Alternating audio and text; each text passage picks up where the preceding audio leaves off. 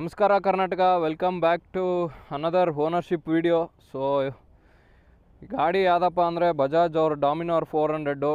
ಇದು ಬಂದುಬಿಟ್ಟು 2024 ಮಾಡಲು, ನನ್ನದೇ own vehicle. So almost 2 years complete ಆಯಿತು. ಈ ಏಪ್ರಿಲ್ 15ಗೆ ಅರೌಂಡ್ 10,000 ಕಿಲೋಮೀಟರ್ಸ್ ರನ್ ಮಾಡಿದ್ದೀನಿ. ಫಸ್ಟು ಮೇನ್ ಇಂಜಿನಿಂದನೇ ಶುರು ಮಾಡೋಣ. ಇದು 2024 ಮಾಡಲ್ ಆಗಿರೋದ್ರಿಂದ ಇಂಜಿನ್ ಬಂದುಬಿಟ್ಟು 373.3 cc engine and around 40 PS ಅಷ್ಟು ಪವರ್ ಪ್ರೊಡ್ಯೂಸ್ ಮಾಡುತ್ತೆ ಆ್ಯಂಡ್ ಅರೌಂಡ್ 35 ನ್ಯೂಟನ್ ಮೀಟರ್ ಅಷ್ಟು ಟಾರ್ಕ್ ಪ್ರೊಡ್ಯೂಸ್ ಮಾಡುತ್ತೆ. ಸೊ ಇದೇ ಇಂಜಿನ್ನು ನಿಮಗೆ 350 cc ಕನ್ವರ್ಟ್ ಮಾಡಿದ್ದಾರೆ. ಅದು ನಿಮಗೆ ಪವರ್ ಆಲ್ಮೋಸ್ಟ್ ಆಲ್ ಇದ್ರೆ ಅಷ್ಟೇ ಕೊಟ್ಟಿದ್ದಾರೆ. ಒಂದು 2 HP ಅಷ್ಟು ಕಮ್ಮಿ ಪ್ರೊಡ್ಯೂಸ್ ಮಾಡುತ್ತೆ ಆ್ಯಂಡ್ ಅರೌಂಡ್ 33 ನ್ಯೂಟನ್ ಮೀಟರ್ ಅಷ್ಟು ಟಾರ್ಕ್ ಪ್ರೊಡ್ಯೂಸ್ ಮಾಡುತ್ತೆ. ಅದು 2026 ಮಾಡಲು, single cylinder liquid cooled engine. Same KTM 390 ಏನು ಬರುತ್ತೋ ಅದೇ ಇಂಜಿನ್ನು ಇದರಲ್ಲಿ ಇರೋದು.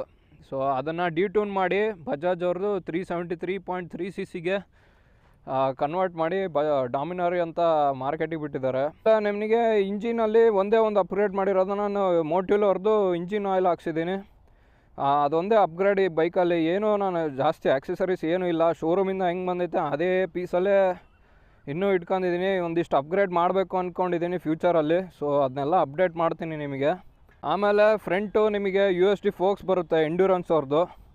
ಬ್ಯಾಕು ನಿಮಗೆ ಅಡ್ಜಸ್ಟಬಲ್ ಮೋನೋಸಾಕ್ ಸಸ್ಪೆನ್ಷನ್ ಬರುತ್ತೆ.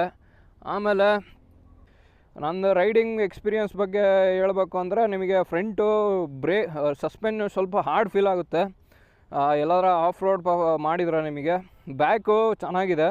ಬ್ರೇಕಿಂಗ್ ವಿಚಾರಕ್ಕೆ ಬಂದರೆ, ಫ್ರಂಟು ನಿಮಗೆ ಬೈಬ್ರೆ ಅವ್ರದ್ದು ಬ್ರೇಕಿಂಗ್ ಕ್ಯಾಲಿಪರ್ಸ್ ಬರುತ್ತೆ. ಫ್ರಂಟು ಬ್ಯಾಕು ಎರಡೂ ಅಷ್ಟೇ, ಬೈಬ್ರೆ ಅವ್ರದ್ದು braking calipers. Front back dual channel ABS ಬರುತ್ತೆ. ಆಮೇಲೆ ಫ್ಯೂಯಲ್ ಟ್ಯಾಂಕ್ ಕೆಪಾಸಿಟಿ ಬಂದುಬಿಟ್ಟು 13 ಲೀಟ್ರ್ ಫ್ಯೂಯಲ್ ಟ್ಯಾಂಕ್ ಕೆಪಾಸಿಟಿ. ಆಮೇಲೆ ವಿತ್ತು ಶೋರೂಮಿಂದನೇ ನಿಮಗೆ ಫುಲ್ಲಿ ಟೂರಿಂಗ್ ಕಿಟ್ ಕೊಡ್ತಾರೆ. ಕ್ರ್ಯಾಶ್ ಗಾರ್ಡಿಂದ ಹಿಡ್ದು ಮತ್ತು ಆಮೇಲೆ ಇಂಜಿನ್ ಗಾರ್ಡು, ಮುಂದೆ ಫ್ರಂಟ್ ನಕಲ್ ಗಾರ್ಡು, ವಿಂಡ್ಶೀಲ್ಡು, ಆಮೇಲೆ ಹಿಂದ್ಗಡೆ ಟಾಪ್ ರ್ಯಾಕ್ ಹಾಕೋಣಕ್ಕೆ ಪ್ರಾವಿಷನ್ ಕೊಟ್ಟಿದ್ದಾರೆ. ಆಮೇಲೆ ಸೈಡ್ ಸ್ಯಾಡಲ್ಸ್ ಹಾಕೋಣಕ್ಕೂ ಪ್ರಾವಿಷನ್ ಬರುತ್ತೆ. ಹೀಗೆ ಫ್ರಂಟು ಈಗ ಬರೋ ಮಾಡಲಲ್ಲಿ ರೈಡಿಂಗ್ ಮೋಡ್ಸು ಮತ್ತು ಟ್ರ್ಯಾಕ್ಷನ್ ಕಂಟ್ರೋಲ್ ಎಲ್ಲ ಬರುತ್ತೆ. ಮತ್ತು ಇದು ನನ್ನ ಗಾಡೀಲಿ ರೈಡಿಂಗ್ ಮೋಡ್ಸು ಟ್ರ್ಯಾಕ್ಷನ್ ಕಂಟ್ರೋಲ್ ಒಂದು ಮಿಸ್ಸಿಂಗ್ ಇದೆ. ಅದು 2024 ಮಾಡಲ್ ಆಗಿರೋದ್ರಿಂದ ಈಗ ಬರೋ ಮಾಡಲಲ್ಲಿ ಇದರಲ್ಲಿ ಡಿಸ್ಪ್ಲೇ ಇಲ್ಲಿ ತೆಗೆದು ನಿಮಗೆ ಇಲ್ಲಿ ಚಾರ್ಜಿಂಗ್ ಪಾಯಿಂಟ್ ಕೊಟ್ಟಿದ್ದಾರೆ.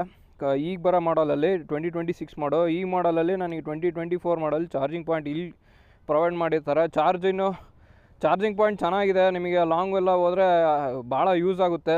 ಆಮೇಲೆ ಫುಲ್ಲಿ ಡಿಜಿಟಲ್ ಕಾನ್ಸೋಲ್ ಕೊಟ್ಟಿದ್ದಾರೆ. ಮೊಬೈಲ್ ಹೋಲ್ಡ್ರಿಗೆ ಪ್ರಾವಿಷನ್ ಕೊಟ್ಟಿದ್ದಾರೆ. ಬಜಾಜ್ ಕಡೆಯಿಂದನೇ ನಿಮಗೆ ಮೊಬೈಲ್ ಹೋಲ್ಡ್ರಿಗೆ ಪ್ರಾವಿಷನ್ ಕೊಡ್ತಾರೆ. ಸೊ ನಿಮಗೆ ಜಾಸ್ತಿ ಏನು ಇಲ್ಲಿ ಹ್ಯಾಂಡ್ಲಿಗೆ ಹಾಕ್ಸ್ಕೋಬೇಕು ಅದು ಇದು ಏನೂ ಸಮಸ್ಯೆ ಇರೋಲ್ಲ. ಸೊ ಅದೊಂದು ಚೆನ್ನಾಗಿದೆ ಗಾಡೀಲಿ. ನನಗೆ ಭಾಳ ಇಷ್ಟ ಆಗಿದೆ ಇದು ಲುಕ್ಕು. ಸೇಮ್ ಒಂಥರ ಡಾರ್ಕ್ ಮಸ್ಕ್ಯುಲರ್ ಲುಕ್ ಕೊಟ್ಟಿದ್ದಾರೆ. ಅದೇ ಭಾಳ ಇಷ್ಟ ಆಗಿದ್ದು ಈ ಗಾಡಿ ತೊಗೊಳಕ್ಕೆ. ಆಮೇಲೆ ಇದ್ರದ್ದು ಥ್ರಾಟಲ್ ಸೌಂಡ್ ಕೇಳಿಸ್ತೀನಿ ನಿಮಗೆ, ಎಕ್ಸಾಸ್ಟ್ ನೋಟು.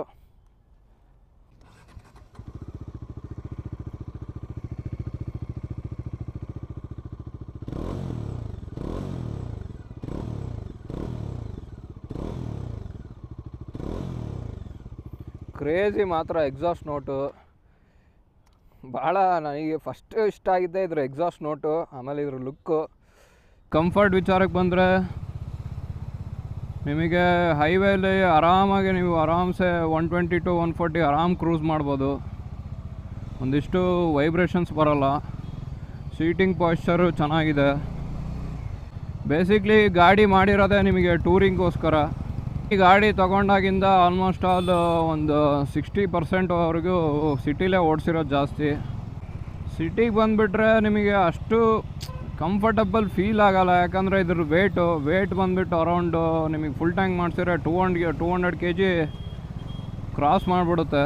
ಇನ್ನು ಹೈವೇ ಟಾಪ್ ಆ್ಯಂಡ್ ಟಾರ್ಕ್ ಎಲ್ಲ ಸಖತ್ತಾಗಿದೆ. ಹೈವೇಗೆ ಹೋದರೆ ನಿಮಗೆ ಆರಾಮ್ಸೆ ಕ್ರೂಸ್ ಮಾಡ್ಬೋದು. ಅದೇ ಅಡ್ವಾಂಟೇಜ್ ಇದ್ರ ಗಾಡಿದು. ನಾನು ಟಾಪ್ ಸ್ಪೀಡ್ ಅರೌಂಡ್ 140ವರೆಗೂ ಟಚ್ ಮಾಡಿಸಿದ್ದೀನಿ. ಅದ್ರ ಮೇಲೆ ಪುಷ್ ಮಾಡಿದರೆ ಗಾಡಿ ಹೋಗುತ್ತೆ.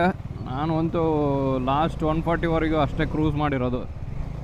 ಇನ್ನು ಇದ್ರ ಮೈಲೇಜ್ ಬಂದುಬಿಟ್ಟು ನಿಮಗೆ ಸಿಟಿಲೆಲ್ಲ 22, 21, 22 ಡಿಪೆಂಡ್ಸ್ ನೀವು ಯಾವ RPM ಅಲ್ಲಿ ಗಾಡಿ ಓಡಿಸ್ತೀರಾ ಅನ್ನೋದು. ಆಮೇಲೆ ಹೈವೇ ಹತ್ತಿದ್ರೆ ಎಲ್ಲ ನಿಮಗೆ ಆರಾಮ್ಸೆ 28 to 30 ಕೊಡುತ್ತೆ. ಸಾಕು 400cc ಗಾಡಿಗೆ 28 to 30 ಕೊಟ್ಟರೆ ಬೇಕಾದಷ್ಟು ಆಯಿತು. ಆಮೇಲೆ ಇದ್ರ ಪ್ರಾಬ್ಲಮ್ಸು ನಾನು ಕಂಡಂಗೆ ಪ್ರಾಬ್ಲಮ್ಸ್ ಕಂಡಿರೋದು ಅಂದರೆ ಮಿಸ್ಸಿಂಗ್ ಥ್ರಾಟಲ್ ಒಂದೊಂದು ಸತಿ ಫೀಲ್ ಆಗುತ್ತೆ. ಅದಕ್ಕೆ ನೀವು ಸರ್ವಿಸ್ ಮಾಡಿಸಿದಾಗೆಲ್ಲ ಒಂದೊಂದು ಸತಿ ಥ್ರಾಟಲ್ ಕ್ಲೀನ್ ಮಾಡಿಸಿ. ಬಿಕಾಸ್ ಈಗ ಬರ್ತಿರೋ ಫ್ಯೂಯಲ್ ಕಂಡೀಷನಿಂದ ಆ ಪ್ರಾಬ್ಲಮ್ಸ್ ಬಂದೇ ಬರುತ್ತೆ. ಇನ್ನೊಂದು ಪ್ರಾಬ್ಲಮ್ ಅಂದರೆ ಲೋ ಆ್ಯಂಡ್ ಟಾರ್ಕ್ ವೈಬ್ರೇಷನ್ಸು. ಸಿಟೀಲಿ ನಿಮಗೆ ವೈಬ್ರೇಷನ್ಸ್ ಕಾಣೋಕ್ಕೆ ಸಿಗುತ್ತೆ, ಬಟ್ ಹೈವೇ ಹತ್ತಿದ್ರೆ ನಿಮಗೆ ಇಂದಿಷ್ಟು ವೈಬ್ರೇಷನ್ಸೇ ಕಾಣಲ್ಲ. ಆರಾಮ್ಸೆ ಕ್ರೂಸ್ ಮಾಡ್ಬೋದು ಗಾಡಿನ. ಮತ್ತು ಇನ್ನೊಂದು ಪ್ಲಸ್ ಪಾಯಿಂಟ್ ಅಂದರೆ ಇದ್ರ ಕಂಫರ್ಟ್ ಮಾತ್ರ ನೆಕ್ಸ್ಟ್ ಲೆವೆಲ್ಲು. ರೈಡಿಂಗ್ ಪಾಶ್ಚರು ಮಾತ್ರ ಸಖತ್ತಾಗೈತಿ. ಜಾಸ್ತಿ ಬ್ಯಾಕ್ ಪೇನು, ನೀವು ಲೋವರ್ ಬ್ಯಾಕ್ ಪೇನ್ ಎಲ್ಲ ನಿಮಗೆ ಗೊತ್ತೇ ಆಗಲ್ಲ. ನೀವು ಎಷ್ಟೇ ಕ್ರೂಸ್ ಮಾಡಿದ್ರು, ನಾನು ಒಂದು ಸ್ಟ್ರೆಚ್ಚಲ್ಲಿ 400 ಕಿಲೋಮೀಟರ್ಸ್ ಹೊಡೆದಿದ್ದೀನಿ, ಒಂದಿಷ್ಟು ಸ್ಟ್ರೆಸ್ ಆಗಿಲ್ಲ. ಆಮೇಲೆ ಇದ್ರದ್ದು ಮೇಂಟೆನೆನ್ಸು ಫಸ್ಟ್ ಸರ್ವಿಸ್ ಕಾಸ್ಟೇ ನಿಮಗೆ ಮೇಂಟೆನೆನ್ಸ್ ಬರೋದು.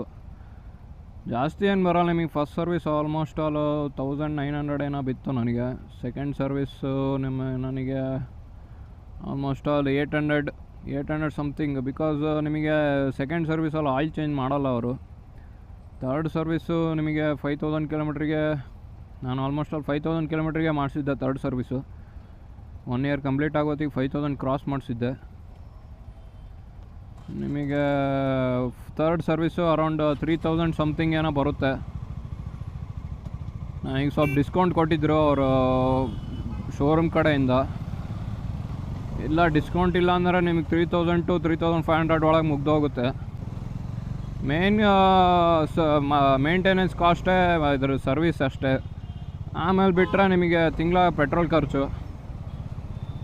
ನೀವು ಸಿಟೀಲಿ ಓಡಿಸ್ತೀರಾ, ದಿನಕ್ಕೆ ಒಂದು 25 ಕಿಲೋಮೀಟ್ರ್ ಓಡಿಸ್ತೀರಾ ಅಂದರೆ ನಿಮ್ಗೆ 2000 ರೂಪಾಯಿ ಮಿನಿಮಮ್ ಬೇಕು. ಇಲ್ಲಾಂದ್ರೆ ನೀವು ವೀಕೆಂಡ್ ಎಲ್ಲರ ವೀಕ್ಲಿ ಒನ್ಸ್ ರೈಡ್ ಹೋಗ್ತೀರಾ ಅಂದರೆ ಆರಾಮ್ಸೆ 3000ದಿಂದ 3500 ಪೆಟ್ರೋಲಿಗೆ ಇಡಬೇಕು. ನೀವು ಒಂದು ಸತಿ ಫುಲ್ ಟ್ಯಾಂಕ್ ಮಾಡಿಸಿದ್ರೆ ಆರಾಮ್ಸೆ 350 to 400 ಕಿಲೋಮೀಟರ್ಸ್ ಲಾಂಗ್ ಹೊಡಿಬೋದು. ಸಿಟೀಲಿ ಅಷ್ಟೊಂದು ಹೊಡಿಯೋಕ್ಕಾಗಲ್ಲ, ಯಾಕಂದರೆ ಸಿಟೀಲಿ ಮೈಲೇಜ್ ಕೊಡೋದೇ ಕಮ್ಮಿ ಇದು. ಇನ್ನೊಂದು ಮೇಂಟೆನೆನ್ಸ್ ಅಂದರೆ ಬ್ರೇಕ್ ಪ್ಯಾಡ್ಸ್ ಚೇಂಜ್ ಮಾಡಿಸ್ತೀರಾ. ನಾನು ರೀಸೆಂಟಾಗಿ 8000 ಕಿಲೋಮೀಟ್ರಿಗೆ ಹಿಂದ್ಗಡೆ ರೇರ್ ಎಂಡ್ ಅಷ್ಟೇ ಬ್ರೇಕ್ ಪ್ಯಾಡ್ ಚೇಂಜ್ ಮಾಡಿಸಿದೆ. ಫ್ರಂಟಿಂದ ಇನ್ನೂ ಹಂಗೆ ಇದೆ, ಏನೂ ಆಗಿಲ್ಲ.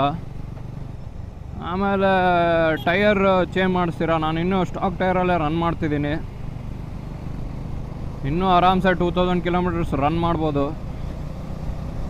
ಇದೇ ಮೇನ್ ಥಿಂಗು. ಗಾಡಿ ಮಾತ್ರ ಚೆನ್ನಾಗಿದೆ ನನಗೆ ಓಡ್ಸೋಕ್ಕೆ. ರೇಟಿಂಗ್ ವಿಚಾರಕ್ಕೆ ಬಂದರೆ ನಾನು ಸಿಟೀಲಿ ರೇಟ್ ಮಾಡೋದು 10ಗೆ 7, ಹೈವೇಗೆ ಮಾತ್ರ 10ಗೆ 9 ಕೊಡ್ತೀನಿ. ಮಸ್ತ್ ಕಂಫರ್ಟ್ ಇದೆ ಗಾಡಿ ಓಡ್ಸೋಕ್ಕೆ ಮಾತ್ರ. ನಿಮಗೆ ಸ್ಯಾಲ್ರಿ ಬಂದುಬಿಟ್ಟು ಒಂದು ಅರೌಂಡ್ 50,000 ಇದ್ದರೆ ಆರಾಮ್ಸೆ ಗಾಡಿ ಮೇಂಟೆನೆನ್ಸ್ ಮಾಡ್ಬೋದು. 30 to 50,000 ಇದ್ದರೂ ಆರಾಮ್ಸೆ ಮೇಂಟೈನ್ ಮಾಡ್ಬೋದು ಗಾಡಿನ. ಸೊ ನೆಕ್ಸ್ಟು ಯಾವ್ದಾರ ಗಾಡಿ ನಿಮಗೆ ಓನರ್ಶಿಪ್ ರಿವ್ಯೂ ನೋಡಬೇಕು ಅಂದರೆ ಕಮೆಂಟ್ ಮಾಡಿ. ಆ ಗಾಡಿದು ಓನರ್ಶಿಪ್ ರಿವ್ಯೂ ಓನರ್ ಥ್ರೂನೇ ನಿಮಗೆ 2 ವೀಡಿಯೋ ಮಾಡಿಸ್ತೀನಿ. ಬಿಕಾಸ್ ಅವರಿಗೆ ಗೊತ್ತಿರುತ್ತೆ ಇದ್ರದ್ದು ಎಲ್ಲ ಪ್ರೋಸ್ ಆ್ಯಂಡ್ ಕಾನ್ಸು. ನಾವು ಹೇಳಿದ್ರೆ ಗೊತ್ತಾಗಲ್ಲ. ನಾವೇನೋ ಒಂದು ಸತಿ ಓಡಿಸಿ ಗಾಡಿ ಚೆನ್ನಾಗಿದೆ ಅಂತ ಹೇಳ್ಬಿಡ್ತೀವಿ, ಬಟ್ ಅವರು ಭಾಳ ದಿನದಿಂದ ಅದ್ರ ಜೊತೆ ಟೈಮ್ ಸ್ಪೆಂಡ್ ಮಾಡಿ ಎಲ್ಲ ಕಡೆ ಓಡಿಸಿರ್ತಾರೆ. ಅವ್ರಿಗೆ ಗೊತ್ತಿರುತ್ತೆ ಅದರಲ್ಲಿ ಏನು ಚೆನ್ನಾಗಿದೆ ಏನು ಚೆನ್ನಾಗಿಲ್ಲ. ಅದರ ಬಗ್ಗೆ ವೀಡಿಯೋ ಮಾಡೋಕ್ಕೆ ಟ್ರೈ ಮಾಡ್ತೀನಿ. ಆ ಗಾಡಿ ಬಗ್ಗೆ ನಿಮಗೆ ಯಾವ್ದಾರ ಗಾಡಿ ಓನರ್ಶಿಪ್ ರಿವ್ಯೂ ನೋಡಬೇಕು ಅಂದರೆ ಕಮೆಂಟ್ ಮಾಡಿ. ಸೊ ಇದಾಗಿತ್ತು ನನ್ನ ಡಾಮಿನರ್ 400 ಓನರ್ಶಿಪ್ ರಿವ್ಯೂ. ನೆಕ್ಸ್ಟ್ ವೀಡಿಯೋದಲ್ಲಿ ಸಿಗ್ತೀನಿ.